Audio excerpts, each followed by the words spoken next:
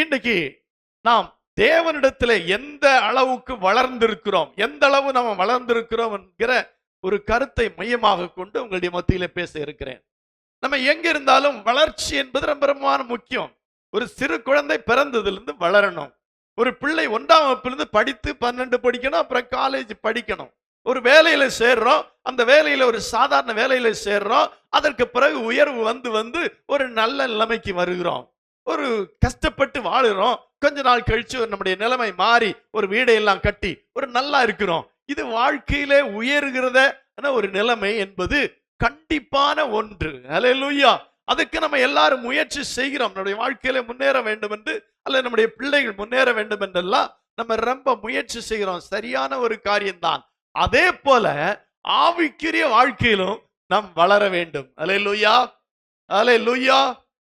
ஆவிக்குரிய வாழ்க்கையில நமக்கு நம்ம ரட்சிக்கப்படுறோம், அதுக்கு பிறகு ஞானஸ்நானம் பெறுறோம், அதற்கு பிறகு அபிஷேகம் பெறுறோம், அதற்கு பிறகு பரிசுத்தாவின் வரத்தை பெறுகிறோம், அதற்கு பிறகு ஊழியங்கள் செய்கிறோம். இப்படி ஒரு 5 விதமான வளர்ச்சிகள் ஆவிக்குரிய மனிதனுடைய வாழ்க்கையிலே சொல்லப்பட்டிருக்கிறது. அல்லேலூயா. ரட்சிக்கப்பட்டதோடு நின்று விடாமல் ஞானஸ்நானம் பெற வேண்டும், ஞானஸ்நானம் பெறுவதோடு நின்று விடாமல் அபிஷேகம் பெற வேண்டும், அபிஷேகம் பெறுவதோடு நின்று விடாமல் அதற்கு அடுத்தபடியாக வரங்களை கேட்டு பெற்றுக்கொள்ள வேண்டும். வரங்களை கேட்டு பெற்றுக்கொண்ட பின்பு சும்மா இருக்கக்கூடாது, கர்த்தருக்காய் ஊழியம் செய்யணும். அல்லேலூயா.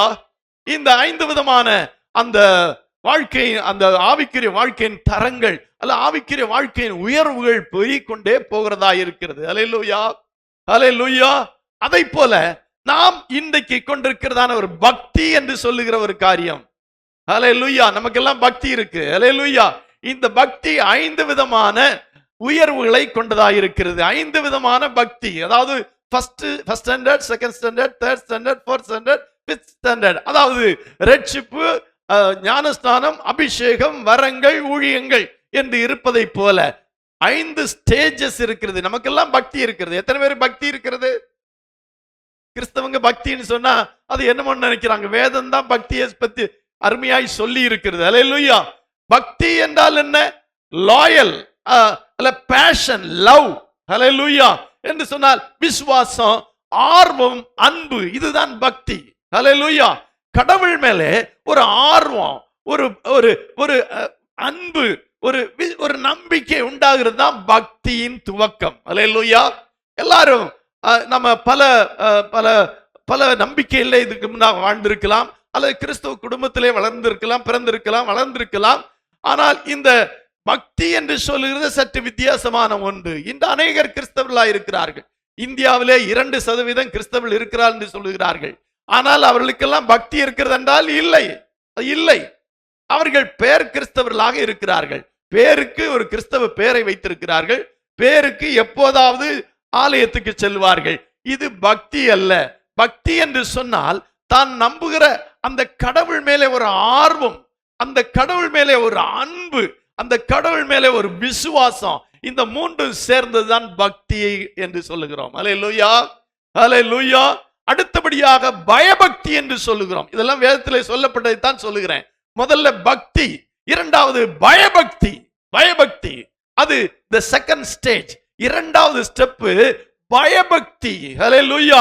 பயபக்தி என்றால் நம்ம பயத்துடனே கூடிய அன்பு, பயத்துடனே கூடிய ஒரு ஆர்வம், தேவனிடத்திலே ஒரு பயமும் அதோடு கூட சேர்ந்த ஒரு பக்தியும், பயத்தோடு கூட சேர்ந்த ஒரு ஆர்வம், பயத்தோடு கூட சேர்ந்த ஒரு அன்பு.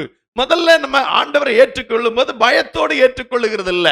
ஏதோ ஒரு காரியத்திற்காக ஆண்டவரை ஏற்றுக்கொள்ளுகிறோம். ஒரு நன்மை கிடைப்பதற்காக, ஏதோ ஒன்றை பெற்றுக்கொள்வதற்காக, ஒரு சுகம் கிடைப்பதற்காக, ஒரு சமாதானம் கிடைப்பதற்காக நாம் இந்த பக்திக்குள்ளாக வருகிறோம். அப்பொழுது நமக்கு கொஞ்சம் அந்த ஆண்டவர் மேல ஒரு அன்பு வருகிறது, அந்த ஆண்டவர் மேல ஒரு விசுவாசம் வருகிறது, ஒரு ஆர்வம் வருகிறது. ஆனால் அடுத்த ஸ்டெப் என்னவென்றால் பயபக்தி. அல்லேலூயா. அது அந்த ஆண்டவரை குறித்த ஒரு பயத்தோடு கூடிய ஒரு பக்தி என்று சொல்லப்பட்டிருக்கிறது. மூன்றாவது ஸ்டேஜ் என்ன? பக்தி விருத்தி.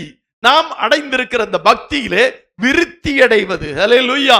வாழ்க்கையிலே தானே ஒரு நாம் ஒரு திருமணம் செய்து கொண்டோம், நமக்கு திருமண வாழ்க்கையில் 2 குழந்தைகள் பிறந்தார்கள். அதற்கு பிறகு அந்த குழந்தைகளை வளர்க்க பிரயாசப்படுகிறோம். அப்புறம் அந்த குழந்தைகளுக்காக ஒரு வீட்டை கட்ட பிரயாசப்படுகிறோம். இப்படி ஸ்டேஜ் பை ஸ்டேஜ் இருக்கிறது போல பக்தி, பயபக்தி, அடுத்தபடியாக பக்தி விருத்தி. அல்லேலூயா. பக்தி விருத்தி என்று சொன்னால் என்ன? கடவுளை குறித்த சரியான ஒரு அண்டர்ஸ்டாண்டிங். யார் கடவுள், அவர் என்ன செய்வார், அவர் எப்படிப்பட்டவர், அந்த ஆண்டவர் மேலே அந்த பக்திக்குரிய அந்த ஆவிக்குரிய வாழ்க்கையில ஒரு முன்னேற்றம் அடைகிற நிலைமைதான் பக்தி விருத்தி அடைகிறது. அல்லேலூயா. சிலர் பக்தியோடு நின்று விடுகிறார்கள். ஆண்டவர் மேல அன்பு இருக்கா? இருக்கு. ஆண்டவர் மேல விசுவாசம் இருக்கா? விசுவாசம் இருக்கு. அந்த ஆண்டவர் மேல நமக்கு ஆர்வம் இருக்கு. அந்த பக்தியோடு நின்று விடுகிறார்கள். ஆனால் அந்த பக்தியோடு நின்று விடாமல் அடுத்தபடியாக அந்த ஆண்டவர் மேலே ஒரு பயத்தோடு கூடிய ஒரு ஆர்வம் நமக்கு உண்டாக வேண்டும். அந்த ஆண்டவர் மேலே ஒரு பயபக்தி நமக்கு உண்டாக வேண்டும். மூன்றாவதாக பக்தி விருத்தி. அதுதான் அந்த முன்னேற்றம், ஆண்டவரிலே உறுதிப்படுதல் என்று சொல்லலாம். பக்தி விருத்தி என்று சொன்னால் ஆண்டவரிலே உறுதிப்படுதல் என்று சொல்லலாம். அடுத்தபடியாக என்னது? தேவ பக்தி. ஹல்லேலூயா. மூன்றும் பக்தி தான். முதல்ல பக்தி என்பது தேவனை குறித்த பக்தி தான். இரண்டாவது பயபக்தி, மூன்றாவது பக்தி விருத்தி, இப்பொழுது நான்காவதாக தேவ பக்தி. அல்லேலூயா. தேவ பக்தி என்றால் என்ன சொல்லலாம்?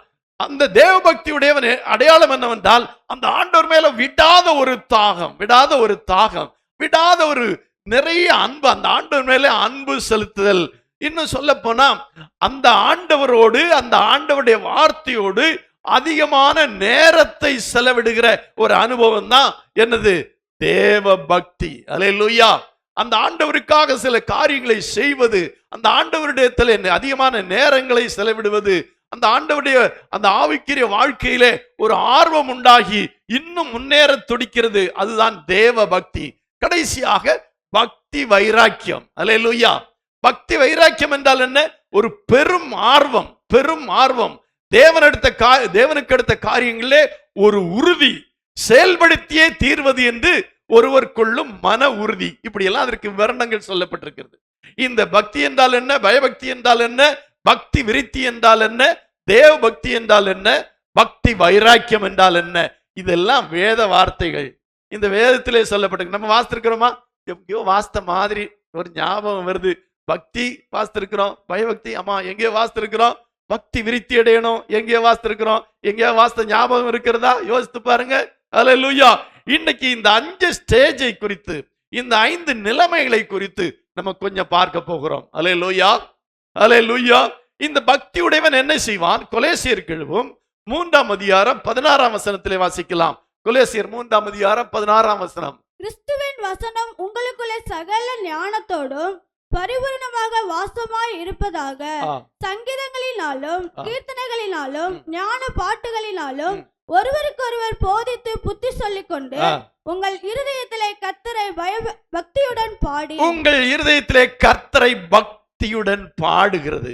அல்லேலூயா. இந்த முதல் அனுபவம் என்னவென்று சொன்னால், இந்த கிறிஸ்துவின் வசனம் உங்களுக்குள்ளே சகல ஞானத்தோடும் பரிபூர்ணமான வாசமாய் இருக்க வேண்டும். சங்கீதங்களினாலும் கீர்த்தனைகளினாலும் ஞான பாட்டுகளினாலும் ஒருவருக்கொரு போதித்து புத்தி சொல்லிக் கொண்டு உங்கள் இருதயத்திலே கர்த்தரை பக்தியுடன் பாடணும். அல்லேலூயா. அப்படியானால் பக்தி எதை குறிக்கிறது? பக்தி உள்ளவன் என்ன செய்வான் என்றால், இந்த காரியங்களை செய்வது மாத்திரமல்ல, தன்னுடைய இருதயத்திலே என்ன செய்வான்? கர்த்தரை பக்தியுடன் பாடுவான். அல்லேலூயா. அல்லேலூயா. பக்தியுடையவன் பாடலை ஆரம்பிப்பான். எத்தனை பேருக்கு பாட்டு வரும்? கிறிஸ்தவ வாழ்க்கையிலே தான் விசுவாசிகளுக்கு ஒரு பெரிய கிருபையை கர்த்தர் கொடுத்திருக்கிறார், பாடுகிற ஒரு கிருபை.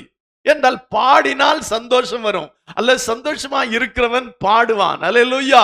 இந்த பக்தி நமக்குள்ளே வந்த உடனே, அல்ல ஆண்டவர் மேலே ஒரு ஆர்வம், ஒரு அன்பு, ஒரு விசுவாசம் வந்தவர்கள் அந்த தேவனை பக்தியுடன் பாடுவார்கள். அல்லேலூயா. அல்லேலூயா. கர்த்தரை பக்தியுடன் பாடி என்று சொல்லப்பட்டிருக்கிறது. அப்படியானால் நம்முடைய முதல் அனுபவத்திலே நாம் கர்த்தரை குறித்த பாடலை பாடுவது ஒரு நல்ல அனுபவமாக இருக்கும். அல்லேலூயா. இரண்டாவதாக 32ஆம் சங்கீதம் 6ஆம் வசனத்திலே சொல்லப்பட்டிருக்கிறது, பக்தி உள்ளவன் அவனும்.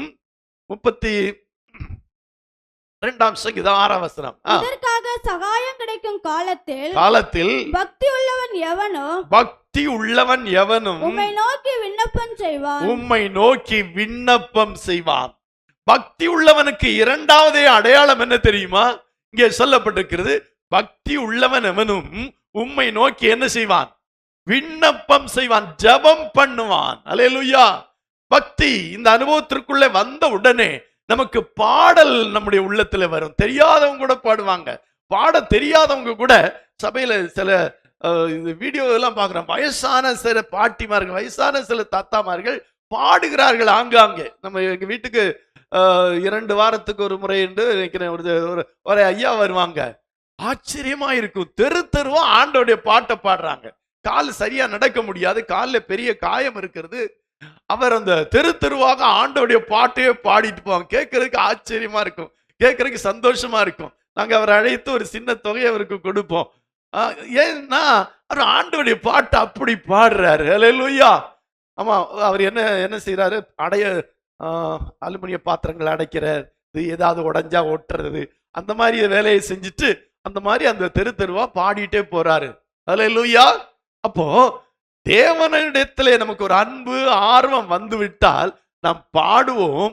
இரண்டாவது சொல்லப்பட்டிருக்கிறது, சகாயம் கிடைக்கும் காலத்தில் பக்தி உள்ளவன் அவனும் உம்மை நோக்கி விண்ணப்பம் செய்வான். அப்பொழுது மிகுந்த ஜலப்பிரவாகம் வந்தாலும் அது அவனை அணுகாது. பக்தி உள்ளவன் ஜெபம் பண்ணினால் அவனுக்கு எதிராக மிகுந்த ஜலப்பிரவாகம் வந்தாலும் அது அவனை என்ன செய்யாது? அணுகாது. அப்ப பக்தி உள்ளவனுக்கு இரண்டாவது அடையாளம் என்னவென்று சொன்னால், அவன் ஜெபம் பண்ணுவான். முதல்ல பாடல்களை பாடுவான். அப்ப பக்திக்கு முதல் அடையாளம் பாடல்களை பாடுறது. அல்லேலூயா. வீட்டுல முணுமுணுத்துட்டே பாடிட்டே செய்யுங்க. அல்லேலூயா. வேற மாதிரி முணுமுணுக்காதீங்க. பாடலை பாடிட்டே என்ன செய்யுங்க? வேலை செய்யுங்க. வேலை செய்யற இடத்துல ஜெபிக்க அப்படி பாடலாம். நடந்து போய்கொண்டிருக்கும் போது பாடலாம். எல்லா இடத்திலும் நான் கர்த்தரை பாடுகிற ஒரு அனுபவம் தான் நம்ம பக்திக்குள்ள வந்திருக்கிறோம் என்ற அடையாளம். இரண்டாவது விண்ணப்பம் செய்தல் என்று சொல்லப்பட்டிருக்கிறது. யாக்கோபு 1:27 யாக்கோபு 1:27 சொல்லி இருக்கிறது, திக்கற்ற பிள்ளைகளும் விதவைகளும் படுகிற உபத்திரவத்திலே அவர்களை விசாரிக்கிறதும் உலகத்தால் கரைவிடாதபடிக்கு தன்னை காத்து கொள்ளுகிறதுமே பிதாவாகிய தேவனுக்கு முன்பாக மாசில்லாத சுத்தமான பக்தி என்றால் என்ன? மூன்றாவது என்ன? அந்த முதல் அனுபவத்திலேயே அவன் அநேகருக்கு உதவி செய்கிறவனாகவும் உலகத்தால் கரைபடாதபடிக்கு தன்னை காத்து கொள்ளுகிறதுமான ஒரு அனுபவம் அவனுக்கு உண்டாகணும். அல்லேலூயா. அல்லேலூயா. பக்தி உள்ளவன் என்ன செய்யணும்? பிறருக்கு உதவி செய்கிறவனாக. இங்கே திக்கற்ற பிள்ளைகளும் விதவைகளும் படுகிற உபத்திரவத்திலே அவர்களை விசாரிக்கிறதும் உலகத்தால் தன்னை கரைபடாதபடி காத்து கொள்ளுகிறோமே பிதாவாய தேவனுக்கு முன்பாக மாசில்லாத சுத்தமான பக்தியா இருக்கிறது. அல்லேலூயா. அப்ப பக்தி உள்ளவர்களுக்கு 3 அடையாளங்கள் இருக்கிறது. ஒன்று, நல்ல பக்தியுடன் பாடல்களை பாடுவான். இரண்டாவதாக விண்ணப்பம் செய்வான். மூன்றாவதாக பிறருக்கு உதவி செய்து உலகத்தால் தன்னை கரைபடாதபடிக்கு காத்து கொள்ளுவான். அல்லேலூயா. அல்லேலூயா. நாம் கர்த்தரிடத்திலே பக்தி உள்ளவர்களாய் இருப்போம் என்றால் இந்த ஆரம்ப கட்டத்திலேயே இந்த 3 காரியங்களை நாம் செய்யணும். அல்லேலூயா. அல்லேலூயா.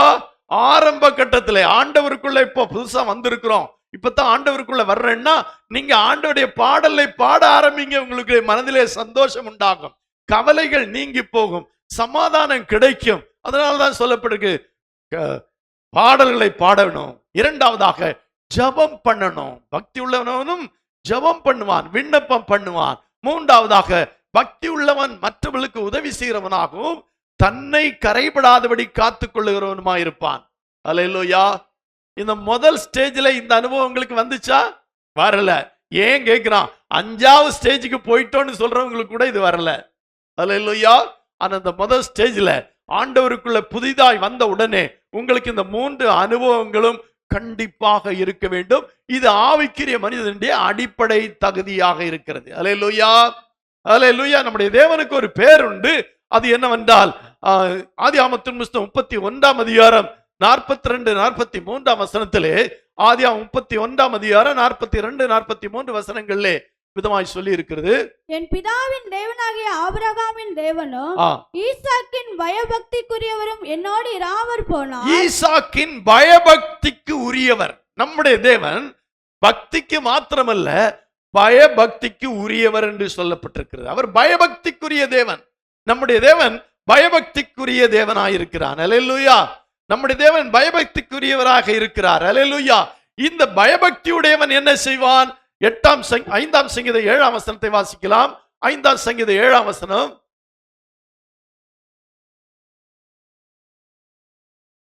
நானோ உமது மிகுந்த கிருபையினாலே உமது ஆலயத்துக்குள் பிரவேசித்து உமது பரிசுத்த சந்நிதிக்கு நேரே பயபக்தியுடன் பணிந்து கொள்ளுவேன். உமது பரிசுத்த சந்நிதிக்கு நேரே பயபக்தியுடன் பணிந்து கொள்ளுவேன். அல்லேலூயா. பக்தியுடையவன் பாடுகிறான், ஜெபிக்கிறான், அப்புறம் என்ன செய்கிறான் பார்த்தோம். ஆமா, உதவி செய்கிறான், தன்னை கரைபடாதபடி பாதுகாத்துக் கொள்ளுகிறான். இப்ப அடுத்த ஸ்டேஜுக்கு வர்றான். அடுத்த ஸ்டேஜ் அவன் சபைக்குள்ளே வருகிறான், ஆலயத்துக்குள்ளாக வருகிறான். நானோ உமது மிகுந்த கிருபையினாலே உமது ஆலயத்துக்குள் பிரவேசித்து உமது பரிசுத்த சந்நிதிக்கு நேரே பயபக்தியுடன் பணிந்து கொள்ளுவேன். அல்லேலூயா. பயபக்தியுடையவன் எங்கே வருவான் என்றால் ஆலயத்துக்குள்ளே வருவான், அவன் பணிந்து கொள்ளுவான். அல்லேலூயா. அல்லேலூயா. பயபக்தி உடையவர்கள் யாவரும் ஆலயத்துக்கு வருவார்கள். ஆலயத்திலே வந்து பயபக்தியுடனே அவரை பணிந்து கொள்ளுவார்கள். அல்லேலூயா. சும்மா பணிந்து கொள்ளுறதில்ல, பயபக்தியுடன் பணிந்து கொள்ளுவார்கள் என்று சொல்லப்பட்டிருக்கிறது. அல்லேலூயா. அல்லேலூயா. பயபக்தியோடு வந்து பணிந்து கொள்ளும் போது இங்கே தேவனுடைய வார்த்தைகளை கேட்க கேட்க, தேவனுடைய எச்சரிப்புகளை கேட்க கேட்க நம் பயபக்தியிலே வளருவோம். யாக்கோபு எபிரேயர் 1ஆம் அதிகாரம் 7ஆம் வசனத்திலே வாசிக்கிறோம். எபிரேயர் 1:7 சொல்லப்பட்டிருக்கிறது. தேவ தூதரை குறித்தோ தம்முடைய தூதர்களை காற்றுகளாகவும் தம்முடைய ஊழியக்காரரை அக்கினி ஜுவாலைகளாகவும் செய்கிறார் என்று சொல்லி இருக்கிறது. எபிரேயர் 1:7. சரி, இங்கே சொல்லப்பட்டிருக்கிறது தேவ எச்சரிப்பை பெற்று பயபக்தி உள்ளவனானான். யாருக்கு சொல்லப்பட்டிருக்கிறது? நோவாவை குறித்து சொல்லப்பட்டிருக்கிறது நினைக்கிறேன். 17 வாசிக்கலாம். விசுவாசத்தினாலே நோவா தற்காலத்திலே காணாதவைகளை குறித்து தேவ எச்சரிப்பு பெற்று பயபக்தி உள்ளவனானான். சொல்லுமா? சபையிலே எச்சரிப்பை கேட்கிறான். சபையில வந்து ஆண்டவர்களை ஆசீர்வதிப்பார், ஆசீர்வதிப்பார், அதை செய்வார், இதை செய்வார் என்று சொல்லுவதற்கான இடமல்ல சபை. இதை நீங்க வேத வசனத்திலே வாசித்தே நீங்கள் பெற்றுக்கொள்ளலாம், எந்த நன்மையும் பெற்றுக்கொள்ளலாம். முதலாவது தேவனுடைய ராஜ்யத்தை, அவருடைய நீதியை தேடினால் எல்லாம் உங்களுக்கு கிடைக்கும். அந்த ஒரே வசனம் போதும் ஒரு விசுவாசி வாழ்க்கையில வாழுவதற்கு. இப்போ தேவ சபைக்குள்ளே வாஸ்தவம் அவன் என்ன செய்கிறான்? முதல்ல பயபக்தியுடன் பணிந்து கொள்ளுகிறான். ஆலயத்துக்குள்ளே வந்து பயபக்தியுடன் பணிந்து கொள்ளுகிறான். இங்கே சொல்லப்பட்டிருக்கிறபடி என்ன சொல்லி இருக்கிறது? அவன் தேவ எச்சரிப்பு பெற்று பயபக்தி உள்ளவனாகி. அல்லேலூயா. இங்கே சில எச்சரிப்பை கொடுக்கிறோம். இப்படித்தான் வாழணும், இப்படித்தான் இருக்கணும், இப்படி ஒழுக்கமுடையவர்களா இருக்கணும், இதை பேசணும், இதை பேசக்கூடாது, இதை செய்யணும், இதை செய்யக்கூடாது, இதை செஞ்சா என்னது நடக்கும், இப்படி பேசினா என்ன நடக்கும், அப்படிங்கிறதெல்லாம் எச்சரிப்பின் சத்தத்தை சபையிலே கொடுக்கிறோம். சொல்லுமா? அல்லேலூயா. மிகப்பெரிய ஒரு ரோடு இருக்கிறது, டபுள் ரோடு போட்டிருக்காங்க. இப்போ 4 ட்ராக் வந்துருச்சு, 6 ட்ராக் வந்துருச்சு. எல்லா ரோட்லயும் ஆங்காங்கே எச்சரிக்கை குறி வைத்திருக்கிறார்கள். அல்லேலூயா. எல்லா ரோட்லயும் எச்சரிக்கை குறி இருக்கிறது. அந்த எச்சரிக்கை கவனித்து போனால் மட்டும்தான் நாம போக வேண்டிய இடத்துக்கு போய் சேருவோம். அல்லேலூயா.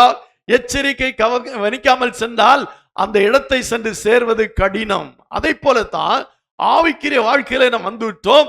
இப்பொழுது பயபக்தி எப்படி உண்டாகிறது என்றால் தேவனுடைய சபையிலே பலவிதமான எச்சரிப்புகள் கொடுக்கப்படுகிறது. அல்லேலூயா. இங்கே நோவாவை குறித்து சொல்லப்பட்டிருக்கிறது. நோவா தற்காலத்திலே காணாதவைகளை குறித்து தேவ எச்சரிப்பு பெற்று பயபக்தி உள்ளவனாகி தன் குடும்பத்தை ரட்சிப்பதற்கு பேழையை உண்டு பண்ணினான். அல்லேலூயா. அல்லேலூயா. தற்காலத்திலே காணுகிறதை குறித்து ஒரு எச்சரிக்கை சொல்ல வேண்டியதில்லை. அல்லேலூயா. காணாதவைகளை குறித்து எச்சரிப்பு சொல்லுவோம். இப்படித்தான் வாழணும், இப்படி வாழ்ந்தாதான் பரலோக ராஜ்யத்துக்கு போக முடியும், நீ மறுபடியும் பிறவாவிட்டால் தேவனுடைய ராஜ்யத்தில் பிரவேசிக்க மாட்டாய், நீ கர்த்தருடைய வருகைக்கு ஆயத்தமாயிராவிட்டால் அவர் உன்னை சேர்த்துக் கொள்ள மாட்டார், நீ நரக அக்கினியிலே தள்ளப்படுவாய் என்று ஒரு எச்சரிப்பை கொடுக்கிறோம். அந்த எச்சரிப்பை கேட்டாதான் பயபக்தி உள்ளவனாகும். அல்லேலூயா.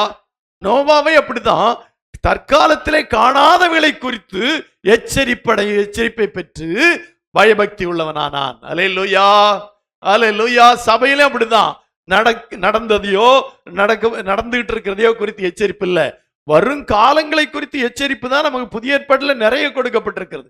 அது சரியா வாசித்து பார்த்தீங்கன்னா தெரியும். வருங்காலத்திலே நடக்க போற காரியங்களை குறித்து சொல்லி நம்மை எச்சரிக்கிறது இந்த வசனம். ஏன்? நம்ம பயபக்தி உள்ளவர்களாக மாறணுங்கிறதுக்காக. அல்லேலூயா. பக்தி உள்ளவர்கள் பாடுகிறார்கள். அல்லேலூயா. பக்தி உள்ளவர்கள் ஜெபம் பண்ணுகிறார்கள். பக்தி உள்ளவர்கள் நன்மை செய்கிறார்கள், உண்மைதான். ஆனா அதோடு நின்று விடாதபடி அடுத்த ஸ்டெப் நம்ம என்ன செய்யணும்? ஆலயத்துக்குள்ள வந்து தேவனுடைய எச்சரிப்பை பெற வேண்டும். அல்லேலூயா, அல்லேலூயா. தேவ எச்சரிப்பை பெற வேண்டும். அல்லேலூயா. லேவியராமம் 26ஆம் அதிகாரம் 2ஆம் வசனத்திலே நாம் வாசிக்கும் போது, லேவியர் 2ஆம் அதிகாரம் 26ஆம் அதிகாரம் 2ஆம் வசனம், என் ஓய்வு நாட்களை ஆசரித்து என் பரிசுத்த ஸ்தலத்தை குறித்து பயபக்தியா இருப்பீர்களாக. என் ஓய்வு நாட்களை ஆசரித்து என் பரிசுத்த ஸ்தலத்தை குறித்து பயபக்தியா இருப்பீர்களாக. அல்லேலூயா.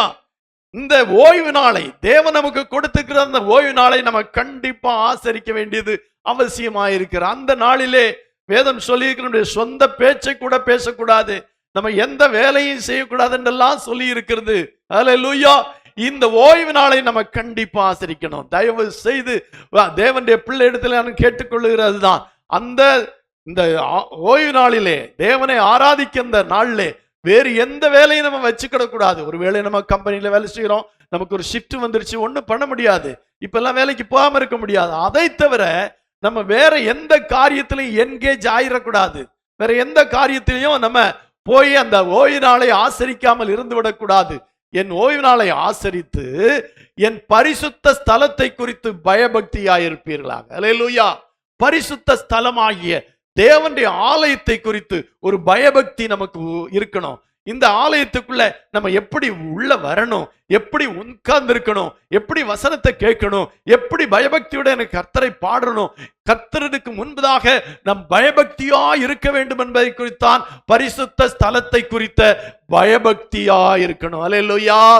அப்படியானால் ஒரு மனிதனுடைய ஆவிக்குரிய வாழ்க்கை இரண்டாவது காரியம் என்னவென்றால், அவன் என்ன செய்கிறான்? பயபக்தி.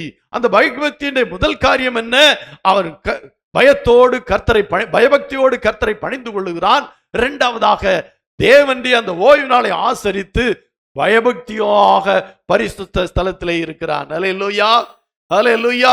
மூன்றாவதாக இங்கே சொல்லப்பட்டிருக்கிறது,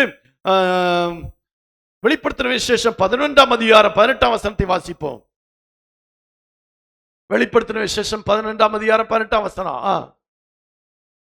ஜாதிகள் கோபித்தார்கள், அப்பொழுது உம்முடைய கோபம் மூண்டது, மரித்தோர் தீர்ப்பு அடைகிறதற்கும் தீர்க்கதரிசிகளாகிய உம்முடைய ஊழியக்காரருக்கும் பரிசுத்தவான்களுக்கும் உமது நாமத்தின் மேல் பயபக்தியா இருந்த சிறியோர் பெரியோருக்கும் பலன் அளிக்கிறதற்கும் பூமியை கெடுத்தவர்களை கெடுக்கிறதற்கும் காலம் வந்தது என்று சொல்லி தேவனை தொழுது கொண்டார்கள். அல்லேலூயா. இங்கே சொல்லப்பட்டிருக்கிறது, உம்முடைய ஊழியக்காரருக்கும் பரிசுத்தவான்களுக்கும் உமது நாமத்தின் மேல் பயபக்தியா இருந்த சிறியோர் பெரியோருக்கும் கர்த்தர் என்ன அளிக்கிறாராம்? பலன் அளிக்கிறாராம். அல்லேலூயா, அல்லேலூயா. நாம் பயபக்தியா இருக்கிறது வீணாய் போகாது. நாம் பயபக்தியா இருந்த ஒவ்வொரு காரியத்திற்கும் கர்த்தர் நமக்கு என்ன அளிக்கிறார் என்று சொல்லப்பட்டிருக்கிறது? பலன் அளிக்கிறார். சிறியோருக்கும் பெரியோருக்கும் அவர் பலன் அளிக்கிறார் என்று சொல்லப்பட்டிருக்கிறது. அல்லேலூயா. ஆகவே இந்த பயபக்தி நம்ம என்ன செய்யணும்? நெக்ஸ்ட் ஸ்டெப்புக்குள்ள வரணும். அதான் முதல்ல ஞானஸ்தானத்தோடு நின்று விடாதபடி, ரட்சிப்போடு நின்று விடாதபடி ஞானஸ்தானம், ஞானஸ்தானத்தோடு நின்று விடாதபடி அபிஷேகம். அதே போல பக்தி என்பது நமக்கு உடனே ஆண்டவர் மேல ஏதோ ஒரு காரணத்தினால் ஏற்படுகிற ஒரு அன்பு, ஒரு ஆர்வம், அதோடு நின்று விடாதபடி அடுத்தபடியாக நம்ம பயபக்திக்குடையவர்களாய் மாற வேண்டும். பக்தி என்னவென்றால் நம்ம தேவனை பணிந்து கொள்ளுகிறவர்களாய் மாற வேண்டும். ஆலயத்திலே வந்து தேவனை பணிந்து கொள்ளுவது ஒரு பயபக்திக்குரிய அடையாளமாக இருக்கிறது. அந்த பயபக்தியின் அடையாளத்தோடு கூட வாழ்ந்தால் போதாது, இங்கே சொல்லப்படுகிற எச்சரிப்பின் வசனங்களை கேட்டு நம்ம பயபக்தி உள்ளவர்களாகி நம்முடைய குடும்பத்துக்கு தேவையானவளை நம்ம ஒழுங்கு செய்யணும், நம்முடைய வாழ்க்கையை ஒழுங்கு செய்யணும். அல்லேலூயா. அப்படி பயபக்தி உள்ளவர்களா இருக்கிறவர்களுக்கு கர்த்தர் பலன் அளிக்கிறார். அல்லேலூயா, அல்லேலூயா. அது மாத்திரமல்ல, 4ஆம் சங்கீதம் 3ஆம் வசனத்திலே வாசிக்கிறோம், பயபக்தி உள்ளவனை கர்த்தர் தமக்கென்று தெரிந்து கொள்ளுகிறார். பக்தி உள்ளவனை கர்த்தர் தமக்காக தெரிந்து கொண்டார் என்று அறியுங்கள். அல்லேலூயா. அருமையான தேவனுடைய பிள்ளைகளை, இப்படி பக்தி உள்ளவர்களையும் பயபக்தி உள்ளவர்களையும் தான் கர்த்தர் தமக்கென்று தெரிந்து கொள்ளுகிறார். நான் இப்பொழுது 3வது ஸ்டேஜுக்கு வர்றேன். அப்போ பக்தி, பயபக்தி. 3வது என்ன? பக்தி விருத்தி. இப்ப பக்தியா இருந்தோம், அந்த ஸ்டேஜ் முடிஞ்சது. பயபக்திக்குள்ள வந்தோம், இப்ப ஆலயத்துக்குள்ள வந்துட்டோம். ஆலயத்துல தேவனை ஆராதிக்கிறோம். தேவனுடைய எச்சரிப்பை பெற்று நம்ம என்ன செய்கிறோம்? நம்மை பக்தி இன்னும் நல்ல பக்தியாய் வாழுகிறோம். அடுத்த ஸ்டேஜ் என்ன அப்படின்னா, பக்தி விருத்தி அடையணும். அல்லேலூயா, அல்லேலூயா. நம்முடைய வாழ்க்கையில டெவலப் ஆகிறோம்னு சொல்லுவோம். நான் ஒரு டெவலப்பிங் காணோம் அப்படின்னு சொல்றேன்ல, டெவலப். நம்முடைய வாழ்க்கையில ஒரு பக்தி விருத்தி உண்டாக வேண்டும். அல்லேலூயா, அல்லேலூயா. பக்தி விருத்தி உண்டாக வேண்டும். அந்த பக்தி விருத்திக்கு காரணம் என்ன?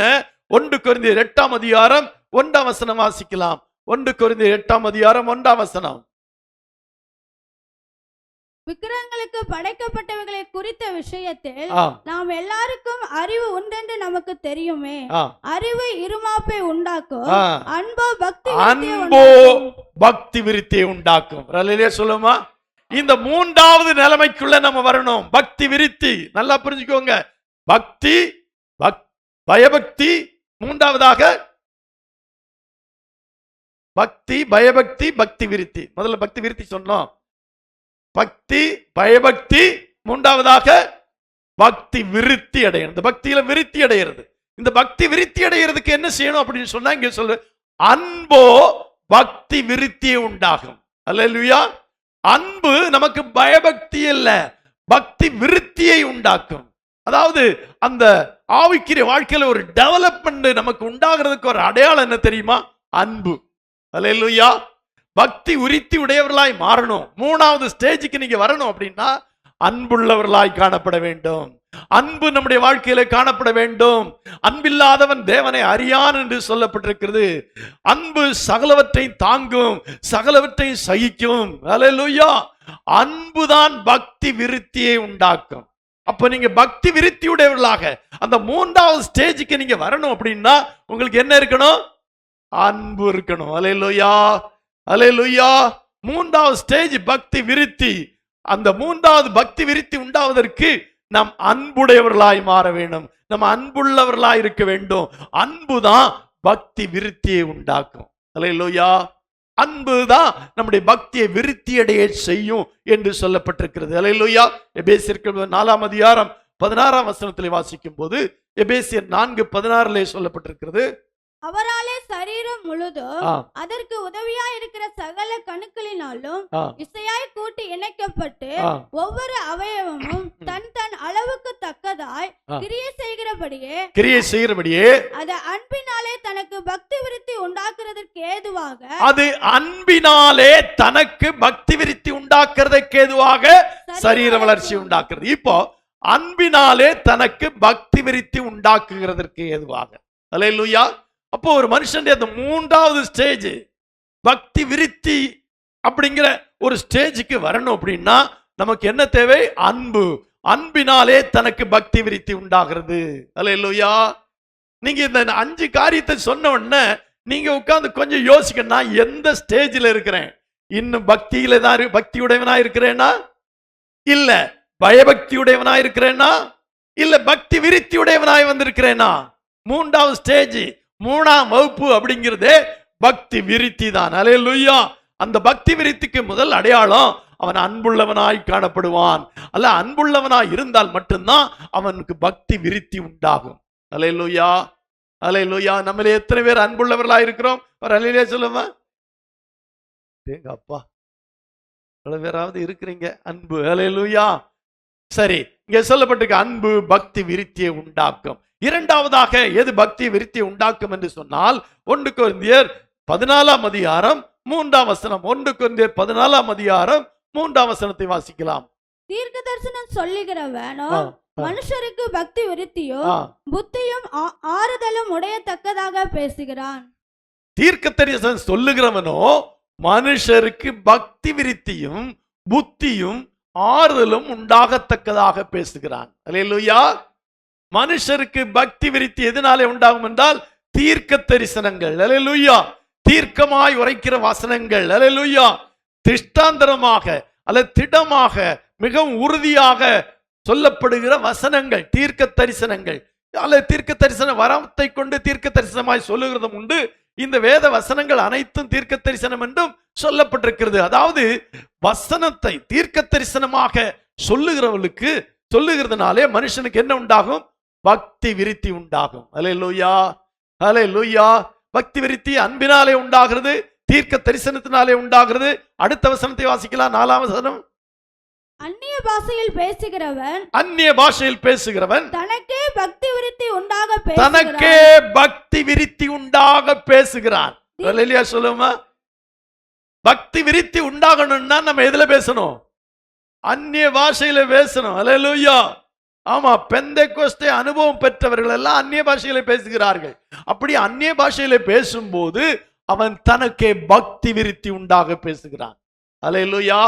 அப்ப பக்தி விருத்தி உண்டாக அன்பு இருக்கணும், தீர்க்க தரிசனம் இருக்கணும். இங்கே சொல்லப்பட்டிருக்கிறது அந்நிய பாஷையில பேசணும், அப்பதான் பக்தி விருத்தி உண்டாகும். அல்லேலூயா. அல்ல பக்தி விருத்தி உண்டாகிறவனுக்கு அடையாளமே அன்பு, தீர்க்க தரிசன வசனங்களுக்கு கீழ்ப்படிதல். 3ஆவதாக அங்கே சொல்லப்பட்டிருக்கிறது அந்நிய பாஷையிலே பேசுவான். அல்லேலூயா. அல்லேலூயா. அடுத்தபடியாக சொல்லப்பட்டிருக்கிறது 1 கொரிந்தியர் 14ஆம் அதிகாரம் 12ஆம் வசனத்தில் வாசிக்கிறோம். 1 கொரிந்தியர் 14:12 வாசிக்கலாம். நீங்களும் ஆவிக்குரிய வரங்களை நாடுகிறவர்கள் ஆனபடியால் சபைக்கு பக்தி விருத்தி உண்டாகத்தக்கதாக அவைகளில் தேரும்படி நாடுங்கள். அல்லேலூயா சொல்லுவோம். அல்லேலூயா. ஆவிக்குரிய வரங்களை நாடுகிறவர்களானால் நாம் சபைக்கு பக்தி விருத்தி உண்டாக அவைகளிலே தேர வேண்டும். அல்லேலூயா. அப்படியானால் இந்த பக்தி விருத்தி உடையவன் ஆவிக்குரிய வரங்களை நாடுகிறவனாக இருப்பான், ஆவிக்குரிய வரங்களை பெற்றுக் கொள்ளுகிறவனாக இருப்பான். அதனாலே அவன் பக்தி விருத்தி அடைவான். அல்லேலூயா சொல்லுமா. பக்தி விருத்தி என்கிற அந்த ஸ்டேஜில் இருக்கிறவனுக்கு ஆவிக்குரிய வரங்களை குறித்த ஒரு வாஞ்சை இருக்கும். இன்றைக்கு சபையிலே வரங்களை குறித்து பேசுகிறது இல்லை, பேசுவதற்கான நேரம் இல்லை. சொல்ல போனா கிறிஸ்தவ வாழ்க்கையில ஆவிக்குரிய வாழ்க்கையில அபிஷேகத்தை பெற்ற உடனே ஆவிக்குரிய வரங்களுக்காக ஜனங்கள் காத்திருக்கணும். எல்லாருக்கும் வரங்களை கொடுப்பேன் என்று யோவேல் தீர்க்கதரிசியிலே சொல்லப்பட்டது அன்றைக்கு அப்போஸ்தலர் நடபடிகள் 2ஆம் அதிகாரத்திலே நிறைவேறினது. அந்த நிறைவேறுதல் இன்னைக்கு நடந்து கொண்டே இருக்கிறது. இன்னைக்கு இந்த ஆவிக்குரிய சபையிலே அபிஷேகத்தை பற்றி பேசுறதுக்கு நேரம் இல்லை, அபிஷேகத்தை பற்றி பேசுகிறதும் இல்லை, ஆவிக்குரிய வரங்களை பற்றி பேசுகிறதும் இல்லை, பேசுறதுக்கு நேரமும் இல்லை. அல்லேலூயா. அப்படி ஒண்ணு இருக்கிறதே நிறைய பேருக்கு தெரியாது. அல்லேலூயா. அல்லேலூயா. பவுல் சில இடங்களுக்கு சென்ற போது அந்த இடத்துல உள்ள ஜனங்கள் தங்களுக்கு பரிசுத்தாய் உண்டென்றே தெரியாதுன்னு சொல்றாங்க. ஞானஸ்நானம் பெற்றிருந்தாங்க, ஆனா பரிசுத்தாய் பற்றி கேள்விப்படவே இல்லை. அதே போல இந்த ஆவிக்குரிய சபையிலே இருக்கிற ஜனங்களும் இந்த பக்தி விருத்தி என்ற ஸ்டேஜில் வரும்போது வரங்களை பெற்றுக்கொள்ள வேண்டும். வரங்களிலே என்ன செய்யணும்? நம்ம பக்தி விருத்தி உண்டாகணும், அதுல விருத்தி உண்டாகணும். அல்லேலூயா. அல்லேலூயா. வரங்களை பெற்றவர்கள் எத்தனை பேர் இருக்கீங்க? நல்லது நல்லது, அப்படியே இருக்கிறது நல்லது. ஆவிக்குரிய வரங்கள் யாருக்கு? அபிஷேகம் பெற்ற ஒவ்வொரு தேவனுடைய பிள்ளைகளுக்கும் தேவன் கொடுக்கிறார். ஐயோ, இதுக்குன்னு ஒரு பெரிய கூட்டமே வைக்கணும் போல இருக்குது. அல்லேலூயா. மறுபடியும் அபிஷேக கூட்டம் நடத்தி வரங்களை பற்றி பேசி வரங்களை பெற்றுக் கொண்டாதான் சபை விரிவடையும். சபை எப்போது விரிவடையும்? வரங்கள்லே. ஒருவனுக்கு குணமாக்கும் வரம் இருக்கிறது என்று வைத்துக் கொள்வோம். உங்களே ஒரு 10 பேருக்கு குணமாக்கும் வரம் இருக்குன்னு வைத்துக் கொள்வோம். நீங்க 10 பேர் உங்க வீட்டு பக்கத்துல இருக்கவங்களுக்கு எல்லாம் அந்த குணமாக்கும் வரத்தின் மூலமாக அவளுக்கு சுகம் கிடைக்கப்படினா அவங்க எல்லாம் எங்க ஓடி வருவாங்க? சபைக்கு ஓடி வருவாங்க. அல்லேலூயா. அல்லேலூயா. 9 விதமான வரங்கள் இருக்கிறது. அந்த 9 வரங்கள்ல ஏதாவது ஒரு வரத்தை ஆண்டவரே எனக்கு தாரும் என்று கேட்டு அந்த வரத்திலே நம்ம விருத்தி அடைய வேண்டியது அவசியமா இருக்கிறது. அல்லேலூயா. அந்த வரத்தை பெற்றிருந்தால் மட்டும் போதாது, அந்த பக்தி அந்த வரத்திலே நம்ம தேறினவர்களாகவும் மாறணும். அந்த அளவுக்கு ஆவிக்குரிய வாழ்க்கையின் அந்த ஸ்டேஜ் பை ஸ்டேஜ் வாழ்க்கை இருக்கிறது. ஆனா இங்க யாருமே ஆச்சரியமா இருக்கிறது எனக்கு, பரிசுத்தாவின் வரங்களை பெற்றிருக்கிறேன்னு சொல்ல ஒருத்தர் கூட கையை உயர்த்தல. அப்படின்னா நீங்கெல்லாம் வரத்தை பற்றி கேள்விப்பட்டது இல்லையா, அல்லது வரங்கள் வேண்டாம் என்று இருக்கிறீர்களா? எனக்கு புரியல. அல்லேலூயா. வரம் யாருக்கு கொடுக்கப்படும்? நீங்க வேதத்தை வாசிக்க, அப்போஸ்தலருடைய 2ஆம் வசனத்திலே விதமாய் சொல்லப்பட்டிருக்கிறது, நீங்கள் பரிசுத்தாவின் வரத்தை பெற்றுக்கொள்வீர்கள் என்று சொல்லப்பட்டிருக்கிறது. அல்லேலூயா. அப்பொழுது பரிசுத்தாவின் வரங்கள் உங்களுக்கு கொடுக்கப்படும் என்று சொல்லப்பட்டிருக்கிறது. அல்லேலூயா. எத்தனை பேர் அதை அறிந்திருக்கிறீர்களோ, அதை தெரிந்திருக்கிறீர்களோ தெரியல, தைரியம் வரல. சிலவங்களுக்கெல்லாம் ஆண்டவர் கிருபையை அந்த வரத்தை கொடுத்திருக்கிறார், அந்த வரத்தை பயன்படுத்துறது இல்லை, அந்த வரம் தனக்கு இருக்குன்னு அவங்களும் உறுதியா சொல்றதும் இல்லை. அல்லேலூயா. ஏனென்றால் அதை பயன்படுத்தினாதானே தெரியும். நம்ம வீட்டில் பயன்படுத்தாத எத்தனையோ பொருட்கள் இருக்கிற மாதிரி இந்த வரமும் பயன்படுத்தாத ஒரு மூலையில கிடக்குது. சிலவங்களுக்கு ஆண்டவர் அபிஷேகத்தை பெற்று பெறும்போதே கூட கொடுக்கிறார், பரிசுத்தாவி பெறும்போதே அந்த வரத்தை கூட கொடுக்கிறார். சிலவர்கள் காத்திருக்கும் போது அந்த வரத்தை அவளுக்கு கொடுக்கிறார். வரம் இல்லாம ஆவிக்குரிய வாழ்க்கையில சொல்ல போனா பிரயோஜனமே இல்லை. அல்லேலூயா. ஆவிக்குரிய வரங்களை நாடுகிறவர்களா இருங்கள் என்று வசனம் சொல்லி இருக்கிறது. அல்லேலூயா. அடுத்த வாரம் பேசுமா? அடுத்த வாரம் ஆவிக்குரிய வரங்களை பத்தி பேசுவோம். சிலராவது அந்த ஆவிக்குரிய வரங்களை பெற்றுக்கொள்ள வேண்டும். அப்படி ஆவிக்குரிய வரங்களை பெற்றுக்கொண்டால் அது நமக்கும் பிரயோஜனம், மற்றவங்களுக்கும் பிரயோஜனம், சபைக்கும் பிரயோஜனம். சொல்லுமா? இன்னைக்கு அது சபையில அதை பெருசா எடுத்துக்கிறது இல்ல. ஊழியர்கள் என்ன நினைக்கிறாங்க, விசுவாசிகள் வரங்களை பெற்றுக்கொண்டா அவங்களை கையில பிடிக்க முடியாது, அப்புறம் அப்படி ஆயிடுவாங்க நினைக்கிறாங்க. என்ன ஆனாலும் சரி, ஆவிக்குரிய வரங்களை நாடுகிறவர்களா இருங்கள் என்று பவுல் சொல்லி இருக்கிறார். ஆகவே ஆவிக்குரிய வரங்களை பெற்றுக்கொள்ள வேண்டும். அப்ப பக்தி விருத்தியின் ஒரு அடையாளம் என்னவென்றால், நம்ம வரங்களுடையவர்களாகவும் வரங்களை நாடுகிறவர்களாகவும் இருக்க வேண்டும் என்று வேதம் சொல்லி இருக்கிறது. அல்லேலூயா. இனி இந்த பக்தி விருத்தி உள்ளவர்கள் எப்படி பேசுவார்கள் என்றால், எபேசியர் 4ஆம் அதிகாரம் 29ஆம் வசனத்தை வாசிக்கலாம். எபேசியர் 4ஆம் அதிகாரம் 29ஆம் வசனம். கெட்ட வார்த்தை ஒன்றும் உங்கள் வாயிலிருந்து புறப்பட வேண்டாம். பக்தி விருத்திக்கு ஏதுவான நல்ல வார்த்தை உண்டானால் அதையே கேட்கிறவர்களுக்கு பிரயோஜனம் உண்டாகும்படி பேசுங்கள். அல்லேலூயா. அல்லேலூயா. பக்தி விருத்திக்கு ஏதுவான நல்ல வார்த்தை உண்டானால் அதையே கேட்கிறவர்களுக்கு பிரயோஜனம் உண்டாகும்படி பேசுங்கள். அல்லேலூயா. பக்தி விருத்திக்கு ஏதுவான நல்ல வார்த்தை. அல்லேலூயா.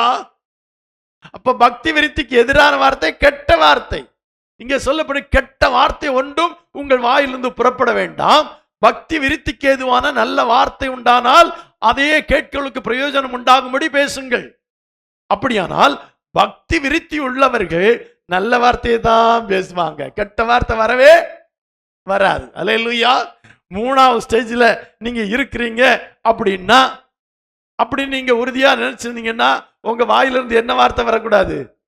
கெட்ட வார்த்தை வரக்கூடாது. கெட்ட வார்த்தைன்னா வாசம் வீசுமா, வாடை அடிக்குமா? அப்படியா? கெட்ட வார்த்தைன்னா கெட்ட ஸ்மெல் அப்படிங்கிறதுல. இப்ப கெட்ட வார்த்தைன்னா நாருமா? அல்லேலூயா. கெட்ட வார்த்தை என்றால் அது ஒருவனுடைய இருதயத்தை கெடுக்கிறது, ஒருவனுடைய சமாதானத்தை கெடுக்கிறது, ஒருவனுடைய நல்ல எண்ணங்களை கெடுக்கிறது, ஒருவனை தூஷணமாய் பேசுகிறது. இதெல்லாமே கெட்ட வார்த்தை தான். நம்ம இந்த உலகத்துல கெட்ட வார்த்தைன்னா சில வார்த்தைகளை மாத்திரம் இது கெட்ட வார்த்தை இது கெட்ட வார்த்தைன்னு நினைச்சுக்கிறோம். இல்ல, கெட்ட வார்த்தை என்றால் ஒருவனை கெடுக்கிற வார்த்தையே கெட்ட வார்த்தை. ஒருவனை கெடுக்கிறது என்றால் அவனுடைய சமாதானத்தை கெடுக்கிறதே கெட்ட வார்த்தை. ஒருவன் நல்லா இருக்கிறான், அவன்கிட்ட போய் ஒரு வார்த்தையை பேசி அவன் சமாதானத்தை கெடுத்துட்டீங்கன்னா அது கெட்ட வார்த்தை. அல்லேலூயா. ஒருவனை சபிப்பீர்களானால் அது கெட்ட வார்த்தை. அல்லேலூயா. இப்படி கெட்ட வார்த்தை ஒன்றும் உங்கள் வாயிலிருந்து புறப்பட வேண்டாம். பக்தி விருத்திக்கு ஏதுவான நல்ல வார்த்தை உண்டானால் அதையே கேட்கிறவர்களுக்கு பிரயோஜனம் உண்டாகும்படி பேசுங்கள். அப்படியானா பக்தி விருத்தி அடைகிற அந்த ஸ்டேஜ்ல இருக்கிற ஒருத்தனும் என்ன செய்ய மாட்டான்? கெட்ட வார்த்தை பேசவே மாட்டான். நல்ல வார்த்தை கேட்கிறவர்களுக்கு பிரயோஜனம் உண்டாகும்படியான வார்த்தையை மட்டும்தான் பேசுவான். நாம மற்றவர்களை குத்துகிற மாதிரியான வார்த்தைகளோ, மற்றவர்களை துன்புறுத்துகிற மாதிரியான வார்த்தைகளோ, மற்றவர்களை கோபமடைய செய்கிறதான வார்த்தைகளோ, மற்றவர்களை மனம் வருந்த செய்கிறதான வார்த்தைகளோ ஒருவனுடைய வாயிலிருந்து புறப்படாது. அந்த ஸ்டேஜுக்கு நம்ம வரணும். அதுதான் பக்தி விருத்தி ஸ்டேஜ். அல்லேலூயா. அல்லேலூயா. இது 3வது ஸ்டேஜ். 4வது ஸ்டேஜ் என்ன அப்படின்னா, என்னது? தேவ பக்தி. அல்லேலூயா. தேவ பக்தி எப்படி என்றால் 1 தீமோத்தேயு 6ஆம் அதிகாரம் 3ஆம் வசனத்தை வாசிக்கிறோம். தேவனை குறித்த வைராக்கியமுடைய ஒரு தேவ பக்தி. ஒருவன் நம்முடைய கர்த்தராக இயேசு கிறிஸ்துவின் ஆரோக்கியமான வசனங்களையும் தேவ பக்திக்கேற்ற உபதேசங்களையும் ஒப்புக்கொள்ளாமல் வேற்றுமையான உபதேசங்களை போதிக்கிறவன் ஆனால், அப்படியானால் இங்க தேவ பக்திக்கு ஏற்ற உபதேசங்கள், அதாவது இந்த 4வது தேவ பக்தி அந்த ஸ்டேஜ் வரணும்னா தேவ பக்திக்கு ஏற்ற உபதேசங்களை ஏற்றுக்கொள்ளணும், ஒப்புக்கொள்ளணும். ஆமா, இது கர்த்தருடைய வார்த்தை தான், இந்த கர்த்தருடைய வார்த்தையின்படி தான் நான் நடக்கணும் என்று சொல்லி இங்கே சொல்ல தேவ பக்திக்கு ஏற்ற உபதேசங்களை சொல்லும் போது அந்த உபதேசங்களை ஒப்புக்கொள்ளணும், ஏற்றுக்கொள்ளணும். அதான் தேவ பக்திக்கு ஏதுவான காரியம். அல்லேலூயா, அல்லேலூயா. ஆமா, அதை பற்றி நமக்கு என்ன இருக்கக்கூடாது, அதான் வேணுமா வேண்டாமா அப்படின்னு இருக்கக்கூடாது. தேவ பக்திக்கு ஏற்ற உபதேசங்களை சபையில பேசும்போது அதை நம்ம ஒப்புக்கொள்ளணும், ஏற்றுக்கொள்ளணும். 2வதாக தீத்து 1ஆம் அதிகாரம் 3ஆம் வசனத்திலே தீத்துவுக்கு சொல்லுகிறார்.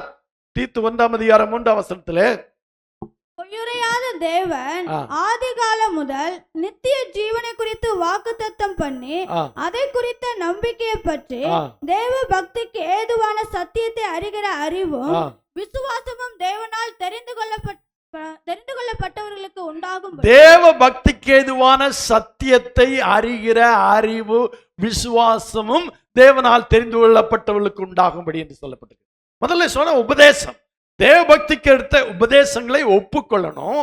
இங்க தேவபக்திக்கு ஏதுவான சத்தியத்தை அறிகிற அறிவும் விசுவாசமும் தேவனால் உண்டானவர்களுக்கு, தேவனால் தெரிந்து கொள்ளப்பட்டவர்களுக்கு உண்டாகணும். சொல்லுமா? அப்ப இது கொஞ்சம் ஸ்டேஜ் அதிகமாச்சு சொல்லுவோம்ல.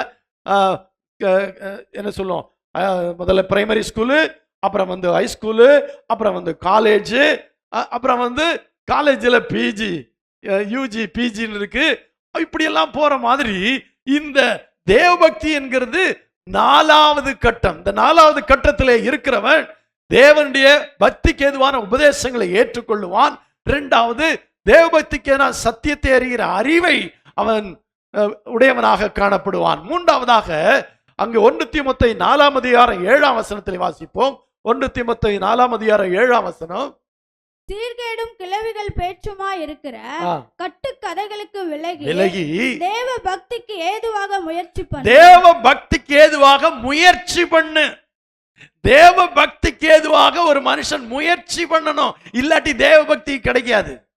ஏதோ தேவ பக்தின்னா ஏதோ எங்கிருந்தோ வர்ற மாதிரியும் ஆண்டவர் கொடுக்கிற மாதிரி இல்லை. தேவ பக்திக்கு நம்ம முயற்சி பண்ணணும். அந்த முயற்சியினாலதான் நம்ம தேவ உபதேசங்களை பெற்றுக்கொள்வோம், பக்திக்கு எதுவான உபதேசங்களை பெற்றுக்கொள்வோம், தேவ பக்திக்கேற்ற அறிவு நமக்கு உண்டாகும். அப்போ இந்த தேவ பக்திக்கேற்ற முயற்சி செய்ய வேண்டியது அவசியமாயிருக்கிறது. அல்லேலூயா, அல்லேலூயா. இது ஒரு பைபிள் ஸ்டடி மாதிரி இருக்குல்ல? ஆமா, ரொம்ப முக்கியமான டாபிக், ரொம்ப அதிகமான டாபிக், ஆனா ரொம்ப தேவையானது. நம்ம நினைக்கிறோம் இன்னும் 1ஆம் கிளாஸ்ல உட்காந்துட்டு 1ஆம் கிளாஸ்ன்ட்டே இருக்கோம். அல்லது சிலவங்க 2ஆம் கிளாஸ்ல உட்காந்து 2ஆம் கிளாஸ்ங்கிறோம். இல்ல, படிப்படியாக பக்தி உடையவர்கள் பயபக்தி உடையவர்களாய் மாறணும். பயபக்தி உடையவர்கள் அந்த பக்தியில பக்தி விருத்தி அடையணும். 4வதாக தேவ பக்தி உடையவர்களாய் மாறணும். 5வதாக பக்தி வைராக்கியம் உடையவர்களாய் மாறணும். அப்போ 5 விதமான பக்தி இருக்கிறது. இப்ப 4வது பக்தியில தேவ பக்தியில பார்த்தோம். இந்த தேவ பக்தி உடையவர்கள் என்ன செய்வார்கள்? தீத்து 2ஆம் அதிகாரம் 12ஆம் வசனத்தில் வாசிக்கிறோம். தீத்து 2ஆம் அதிகாரம் 12ஆம் வசனம், நாம் அவபக்தியையும் லௌகிக இச்சைகளையும் வெறுத்து தெளிந்த புத்தியும் நீதியும் தேவ பக்தியும் உள்ளவர்களாய் இவ்வுலகத்திலே ஜீவனம் பண்ணி. அல்லேலூயா. நாம் அவபக்தியையும் லௌகிக இச்சைகளை வெறுத்து தெளிந்த புத்தியும் நீதியும் தேவ பக்தியும் உள்ளவர்களாய் இவ்வுலகத்திலே ஜீவனம் பண்ணணும், வாழணும். ஜீவனம் பண்றேன்னா வாழணும். அல்லேலூயா. அப்படியானால் தேவ பக்தியுடைய ஒரு மனுஷன் நினைச்சுவான் அவபக்தியையும் லௌகீக இச்சைகளையும் வெறுப்பான். அல்லேலூயா. லௌகீக இச்சைகள் என்ற என்ன? உலகத்திலே காணப்படுகிற பல காரியங்கள் மேல இருக்கிற ஆர்வம் எல்லாம் அவனுக்கு இருக்கவே இருக்காது. அதை பத்தி எல்லாம் அவனுக்கு இருக்கவே இருக்காது.